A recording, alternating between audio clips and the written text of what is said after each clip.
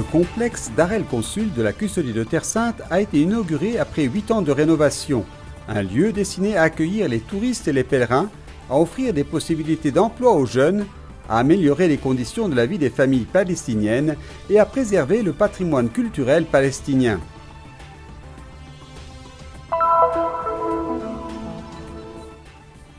Après 11 ans, la marche franciscaine a eu lieu en Syrie.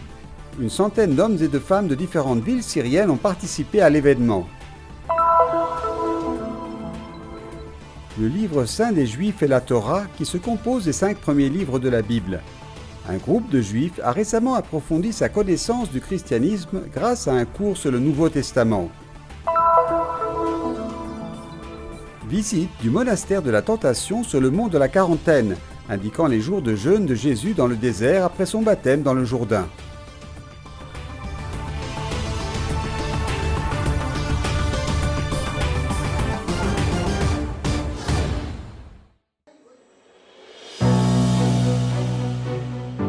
Le 9 novembre, après 8 années de travaux de restauration, a été inauguré au cœur de la vieille ville de Jérusalem le complexe historique La Maison du Consul, connu en arabe sous le nom de Dar el-Consul. Ce projet, réalisé à l'initiative de la custodie de Terre Sainte, propriétaire du bâtiment, a été financé par l'Union européenne et la custodie elle-même. Il était suivi par le Programme des Nations Unies pour l'Habitat, UN Habitat, en collaboration avec l'Université El-Quds. Après la cérémonie d'ouverture, frère Ramzi Sidawi, économe de la custodie de Terre Sainte, a accompagné dans une visite d'introduction frère Francesco Patton, custode de Terre Sainte, les membres du discrétoire, Zeyad El-Shakara, chef du bureau du Programme des Nations Unies pour l'Habitat en Palestine, Sven Kuhn von Burgsdorf, chef de la délégation de l'Union européenne, et Imad Khatib, vice-président exécutif de l'Université El-Quds à Jérusalem.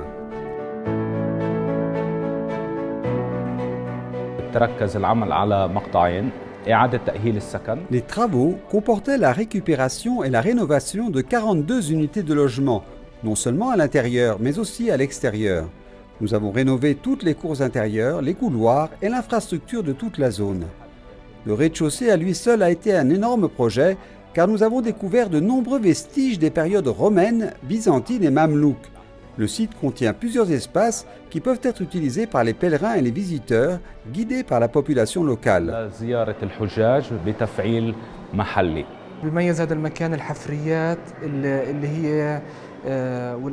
Nous avons trouvé une tombe datant du 6e ou 7e siècle avant Jésus-Christ. C'était l'une des choses les plus surprenantes. Cela nous a également permis de comprendre l'époque historique la plus ancienne présente dans ce lieu.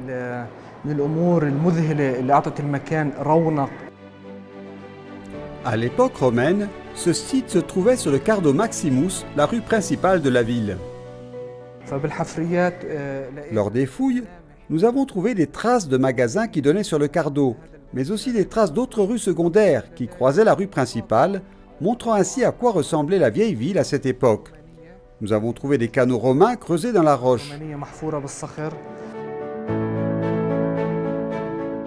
Parmi les découvertes archéologiques, on trouve un bain byzantin, en partie décoré de mosaïques, qui montre que des personnes de grand standing ont vécu ici.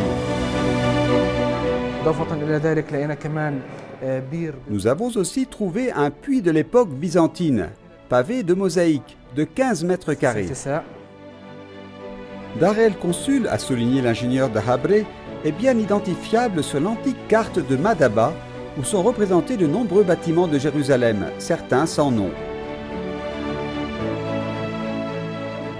Lors de l'inauguration, un olivier, symbole de paix, a été planté sur le site par frère Patton. And so we hope that this kind of projects will help the development. Nous espérons que ce type de projet contribuera au développement de la vieille ville et de la ville sainte. J'ai été heureux d'apprendre que plusieurs étudiants d'universités locales ont travaillé sur ce projet. Young students of the local university were working on this project. Pour l'université El-Quds, ses étudiants et ses professeurs, c'était une grande opportunité.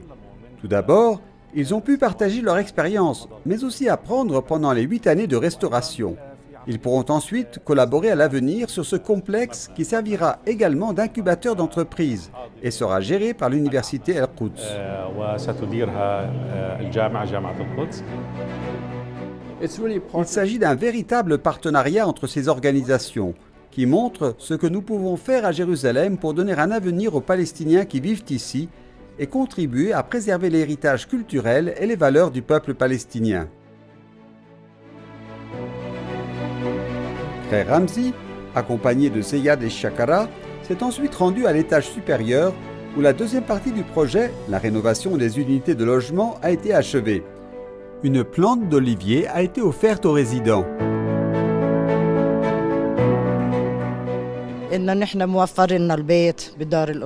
On nous a fourni une maison et nous ne payons pas les frais, Dieu merci.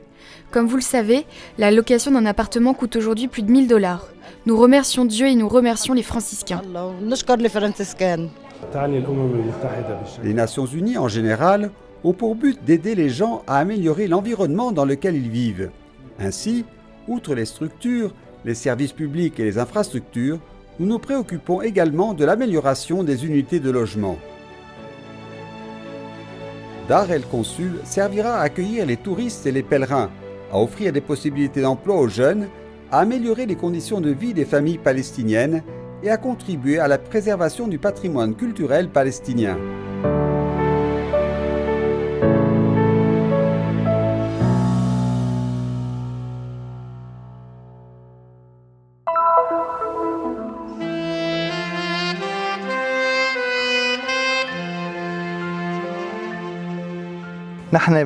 C'est la 7e marche franciscaine. Cette année est particulière car elle revient après 11 ans d'interruption due à la guerre et à la crise en Syrie. En effet, la dernière édition de la marche remonte à 2010. J'encourage tous les jeunes garçons et filles à vivre cette expérience, en particulier ceux qui ne se connaissent pas eux-mêmes ou ne connaissent pas leur mission dans la vie, qu'ils puissent la découvrir en cours de cette marche. Merci à Dieu qui mène toujours à la victoire. Comme les pauvres, nous n'avons rien, mais nous avons enrichi de nombreuses personnes. Les ténèbres et l'angoisse, la guerre, la peur et la mort ont détruit les plus belles années de la vie. Elles ont essayé d'éteindre la lumière et l'esprit de la jeunesse et ont conduit au désespoir dans les cœurs et à l'affaiblissement de la foi. Malgré tout cela, la jeunesse franciscaine syrienne a repris son chemin, a brisé les ténèbres et a vu la lumière. Cette 7e édition de la marche, intitulée Chemin de François, est partie d'Autan, en passant par Barchine et Kafroun jusqu'à Bakto. 103 jeunes garçons et filles ont rejoint les frères franciscains avec un amour fraternel pour vivre la foi, la joie, la simplicité de l'Évangile et la spiritualité franciscaine. Venus de toutes les paroisses et villes de Syrie, ils étaient unis dans leur amour de la vie, de l'Église et de la fraternité. Pour ces jeunes, c'était un voyage sur les routes au cœur de la Syrie, mais aussi un voyage intérieur dans les profondeurs de leur humanité et de leur foi. Ils ont pu établir un lien profond avec Dieu, dans l'amour de son Fils et dans la puissance de son Esprit Saint.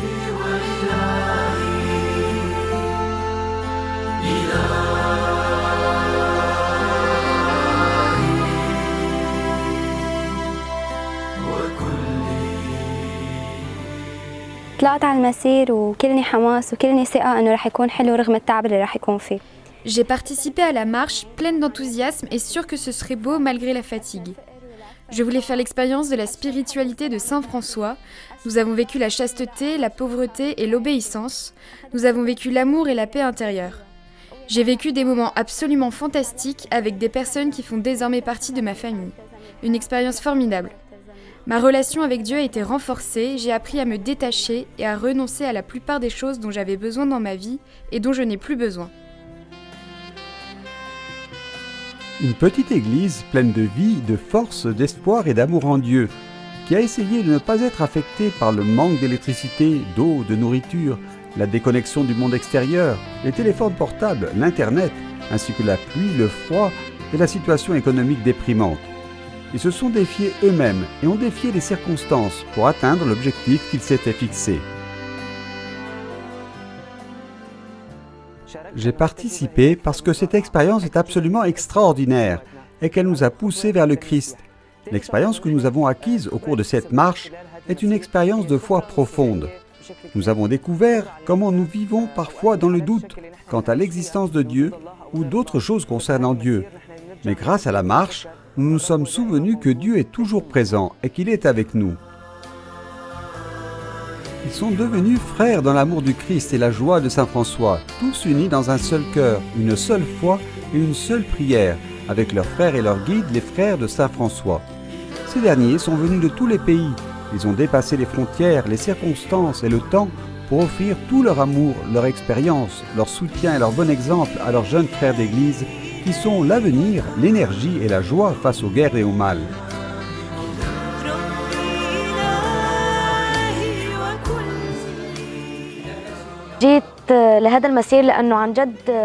J'ai participé à cette marche car chacun d'entre nous a besoin de vivre des expériences belles et difficiles, de se tester. J'ai eu de bonnes expériences avec de nombreuses personnes et j'ai rencontré beaucoup de gens d'autres régions. J'ai appris de nouvelles prières et je me suis rapprochée de Jésus. En fait, nous avons profité de tout ce que nous avons fait, des thèmes ou des prières ou même de la façon dont nous marchions. Même si à certains moments, beaucoup ont dit qu'ils n'y arrivaient plus, il y avait finalement quelque chose de plus fort que nous qui nous a donné la force. C'est Jésus qui était toujours avec nous.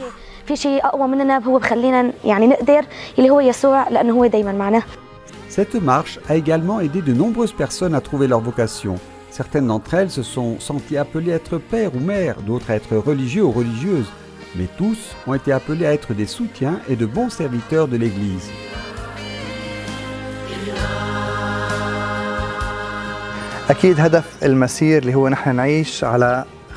L'objectif de cette marche était bien entendu de vivre sur les traces de Saint François d'Assise et de sa spiritualité. Par ce voyage, en portant leur sac, ces jeunes ont pu vivre ou comprendre ce que Saint François a vécu en Italie. Pendant cette marche, nous avons contemplé la beauté de la nature de notre pays. En même temps, nous avons visité des églises qui étaient nouvelles pour nous. Et nous avons prié pour les personnes qui nous ont accueillis dans les monastères et les villages que nous avons traversés comme l'a fait Saint François. Pax et Bonum, paix et bien, était le salut qu'ils utilisaient partout où ils passaient, ou quelle que soit la personne qu'ils rencontraient. Nos salutations ont également toujours été Pax et Bonum. La main puissante, belle et affectueuse de Dieu et sa grande sollicitude ont rendu cette marche possible. La Vierge Marie, Notre-Dame de l'Immaculée Conception, a protégé cette marche et enveloppé tout le monde de sa maternité et de son manteau.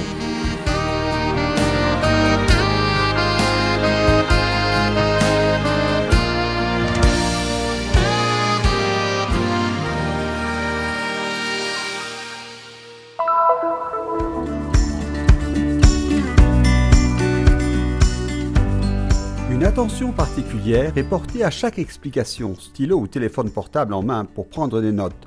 Le matériel indispensable est la Bible, car l'objectif est d'étudier le Nouveau Testament en profondeur. Il est lu en hébreu parce que les participants à ce cours sur le Nouveau Testament sont juifs.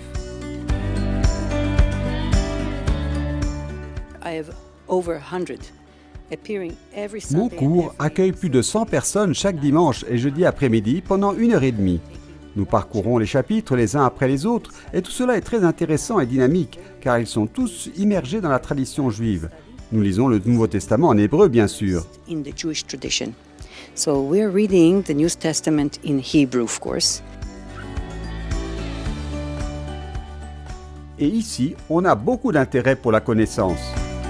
This is the most amazing. I'm amazed by this course. First of all, it takes a lot of effort. C'est ce qui est le plus incroyable. Je suis impressionné. Le premier effort est avant tout le mien. Lorsque j'enseigne aux gens, ils posent des questions, ils apportent des idées brillantes qui m'enrichissent, comme par exemple lorsqu'ils me disent « ça ressemble à Isaïe, c'est en fait comme une prière que nous récitons ». Les gens s'impliquent et c'est merveilleux. Like a prayer that we have. People are engaged. It's wonderful. Le cours se déroule au centre d'accueil Saksum à Abu Ghosh, situé à 13 km de Jérusalem. Grâce aux technologies modernes et aux médias numériques, il est possible d'effectuer un pèlerinage virtuel sur les lieux par lesquels Jésus est passé.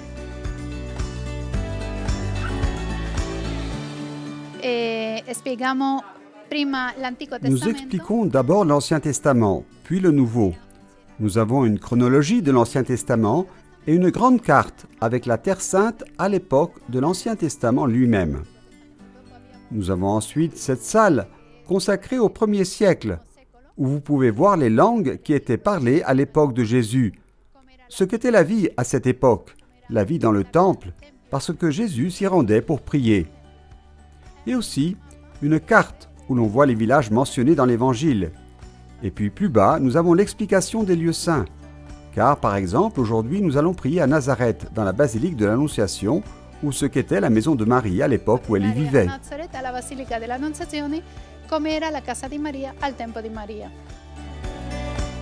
Pour cet étudiant en sciences politiques, la découverte du Nouveau Testament est une expérience incroyable qu'il recommande à tous. Je leur ai parlé des choses belles et incroyables qu'il contient, et je recommande vraiment de le lire, au moins de le lire, parce que vous pouvez y trouver des choses incroyables.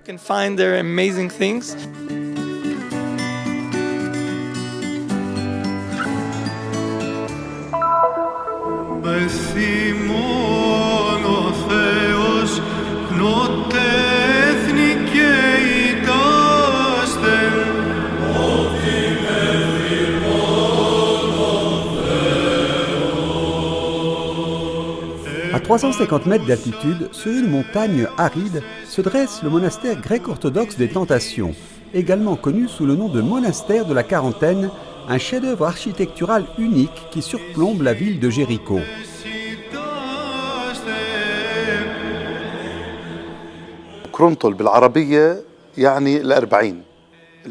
Le nom vient de 40, en arabe El-Karantal, en référence au nombre de jours de jeûne de Jésus dans le désert. L'origine du mot arabe est néo-latine.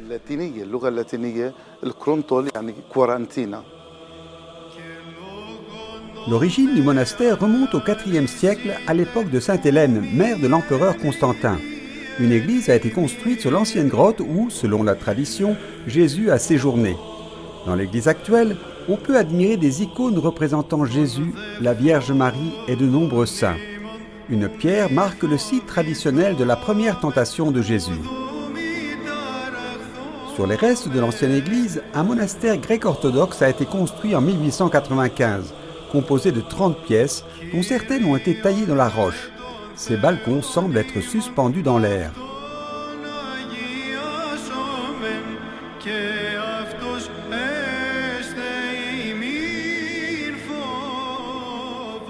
Dans le passé, l'accès au monastère se faisait à pied par la pente rocheuse, mais en 1998, la construction d'un téléphérique a facilité l'accès, doublant le nombre des pèlerins. Ils peuvent y admirer l'ancienne ville de Jéricho et visiter une série de grottes où vivaient les ermites.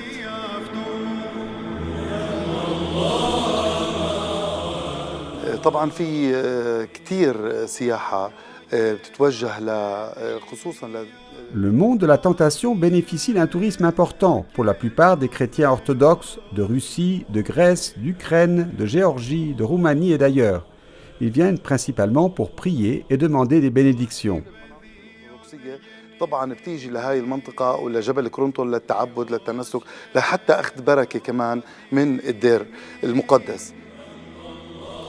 Une fois au monastère, les visiteurs peuvent contempler le silence, dans une atmosphère d'austérité et d'adoration. C'est là que, selon la tradition, Jésus repoussa les tentations du diable en disant « Il est écrit, l'homme ne vit pas seulement de pain. C'est devant le Seigneur ton Dieu que tu te prosterneras, à lui seul tu rendras un culte. Tu ne mettras pas à l'épreuve le Seigneur ton Dieu. »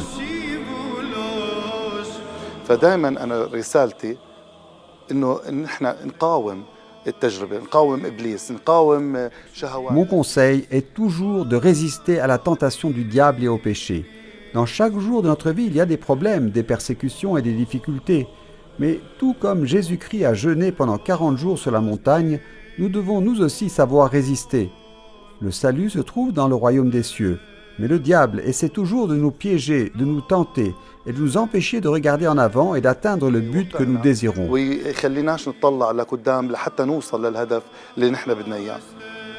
Le monastère de la tentation est un phare spirituel dans le désert contre les tentations du diable.